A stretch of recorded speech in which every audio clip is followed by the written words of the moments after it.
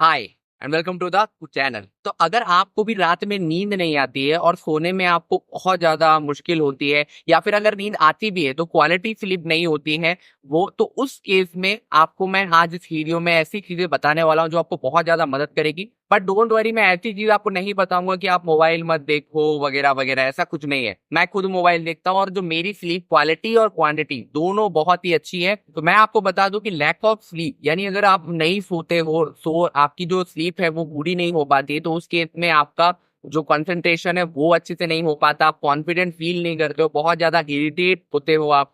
और साथ ही साथ अगर ये ज्यादा हो जाता है, बहुत ज्यादा अगर हो जाता है, तो लैक ऑफ स्लीप के कारण आपकी डेथ भी हो सकती है। आप चाहो तो गूगल पे भी सर्च कर सकते हो। तो मैं आपको कुछ ऐसी चीजें बताऊंगा, कुछ आपको खाने पीने की जरूरत नहीं है, ना ही मैं आपको कोई मेडिसिन बता रहा हूँ, ना ही आपको कोई योगा बताने वाला हूँ। बस आपके माइंड को इस तरीके से आपको शेड्यूल करना है कि आपको अच्छे से नींद आ जाए सही टाइम पे। सबसे पहली चीज, आपको एक टाइम टेबल बनाना है कि आपको कितने बजे सोना है और कितने बजे उठना है। हाँ, अगर मैं आपको ये बोलूंगा कि जैसे अगर आपको वर्क का कोई फिक्स नहीं रहता, अगर आप सेल्स वगैरह कोई जॉब करते हैं या फिर आप बाहर ट्रैवलिंग का कोई जॉब करते हैं, तो फिर आपको क्या करना है, एक टाइम शेड्यूल करना है, जैसे कि 10 बजेगा या 12 बजेगा, जितने बजेगा भी। और उसके बाद आपको दूसरा टाइम शेड्यूल करना है कि कब आप उठोगे। जैसे 12 बजे अगर आप सोते हो और 8 बजे अगर आप उठते हो, तो ये जो आपका ड्यूरेशन है, इसमें आपका बहुत अच्छे से स्लीप क्वालिटी इंप्रूव हो सकता है। यानी आपकी स्लीप की क्वालिटी भी रहेगी, साथ ही साथ क्वांटिटी भी एकदम परफेक्ट है, जिस तरीके का रिकमेंडेशन होता है साइंटिफिकली,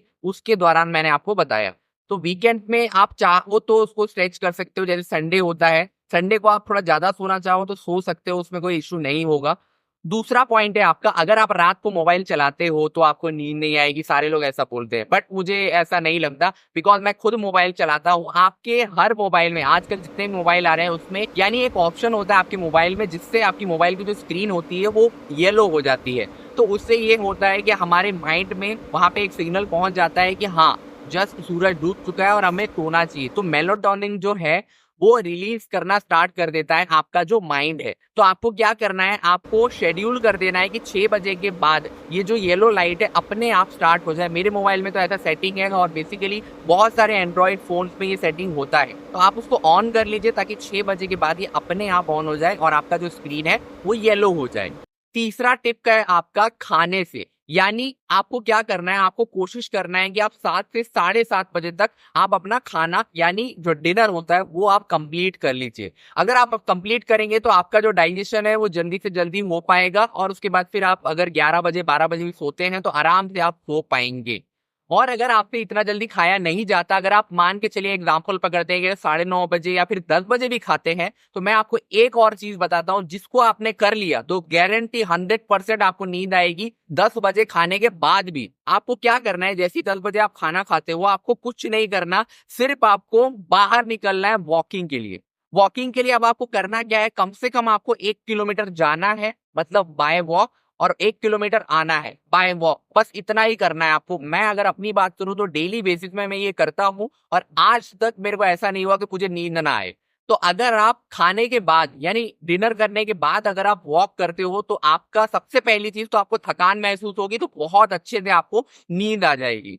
उसके बाद आपका जो डाइजेशन है उसमें भी ये बहुत अच्छा मदद करता है। आपका ये जो प्रॉब्लम है इससे जरूर सॉल्व होगा अगर आप ये करते हो तो। नेक्स्ट इंपॉर्टेंट चीज है और आजकल ये सभी लोग करते हैं, जो है आपका स्ट्रेस और एंजाइटी। अगर आपको एंजाइटी होती है यानी किसी भी चीज का आप स्ट्रेस ले रहे हो, जैसे मेरी एग्जांपल ले लीजिए, आज मैं वीडियो बना रहा हूँ और कल मेरी मम्मी का ऑपरेशन है यानी सर्जरी होने वाली है मेरी मम्मी की।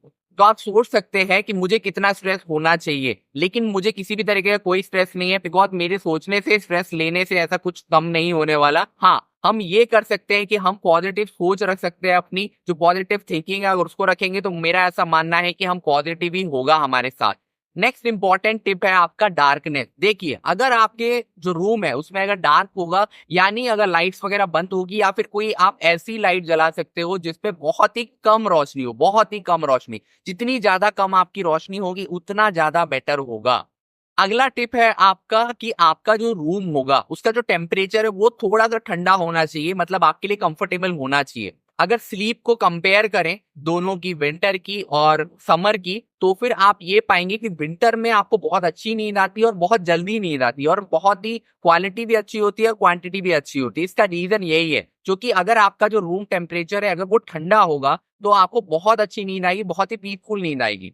अगर इस तरीके का आप ये जितने भी टिप्स मैंने आपको बताए, अगर ये आप अपने लाइफ में अप्लाई करते हो, गारंटी 100% आप एक हफ्ता करके देखो, आपको पक्का रिजल्ट मिलेगा। अगर आपको इंसोमेनिया का प्रॉब्लम ना हो तो, अगर आपको इंसोमेनिया का प्रॉब्लम है, यानी ये जो डिसीज होता है, ये एक बीमारी है जिसके वजह से आपको नींद नहीं आता, उस टाइम पे आपको किसी एक्सपर्ट से ही कंसल्ट करना पड़ेगा। तो मैं जानता हूं कि आपको ये वीडियो बहुत अच्छी लगी है। अगर ये वीडियो आपको बहुत अच्छी लगी है तो इस वीडियो को लाइक कर दीजिए, सब्सक्राइब कर दीजिए और साथ ही साथ बेल आइकन को प्रेस कर दीजिए, जो कि मैं इस तरीके के हेल्थ रिलेटेड टॉपिक्स के को कवर करते रहता हूं अपने चैनल में। तो इस चैनल को सब्सक्राइब करना मत भूलिएगा। तो मिलेंगे हमारे नेक्स्ट वीडियो में एक और नए टॉपिक के साथ। तब तक आप सब खुश रहिए, मुस्कुराते रहिए एंड हेल्दी रहिए। Thanks for watching.